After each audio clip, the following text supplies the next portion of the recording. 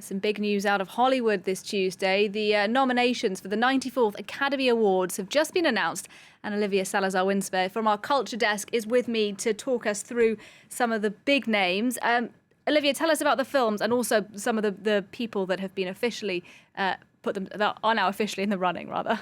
Indeed. Well, let's start with Best Picture. Of course, it's the one that people are perhaps most interested in. And I might just say this is quite a mainstream selection compared to what we've seen in recent years. These are films that you may have seen at the cinema yourself or would certainly have access to on a streaming platform. Now, in that list of 10 films, leading the charge is The Power of the Dog, Jane Campion's take on a Western. It's actually her adaptation of a 1967 novel by Thomas Savage. It's nominated in 12 different categories, including Best Actor, Best Supporting Actor, Best Supporting Actress, Best Adapted Screenplay.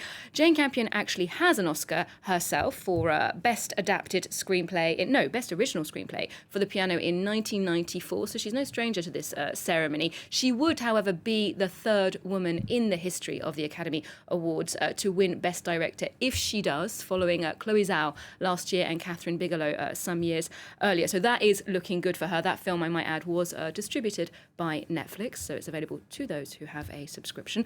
After that, we have Dune, Denis Villeneuve's very spectacular take on Frank Herbert's 1965 novel. That's also nominated in a lot of what we call the technical or craft categories, things like costume, sound, score, cinematography. It is a beautiful, lavish production, so that comes as no surprise.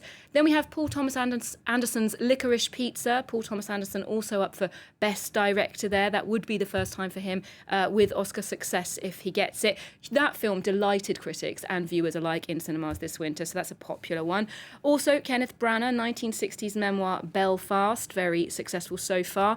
The box office friendly Nightmare Alley, which has a very star-studded cast. We've got Kate Blanchett, Rooney Mara, Bradley Cooper there, and Steven Spielberg's 2021 take on West Side Story, which many people said underperformed at the box office, but was very well received by critics. Again, it's definitely been recognised in those more professional categories like costume, sound, supporting actress. So we've got really some mainstream films there that I think everyone's going to have access to, and Netflix is perhaps going to be a winner on the night. Well, look, they may be mainstream films, but I'm embarrassed to say, Olivia, I've seen not one of those, so lots for me to catch up on.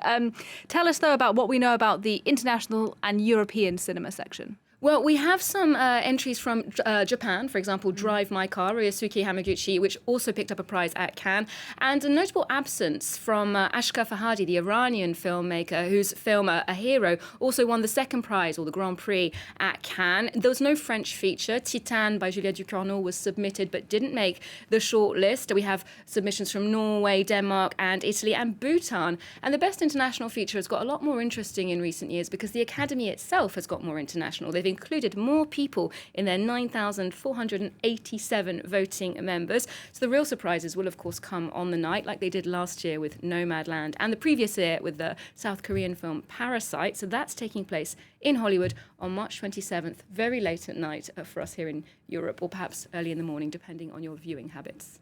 All right, thanks very much indeed. Olivia Salazar-Winspear for us there on the programme.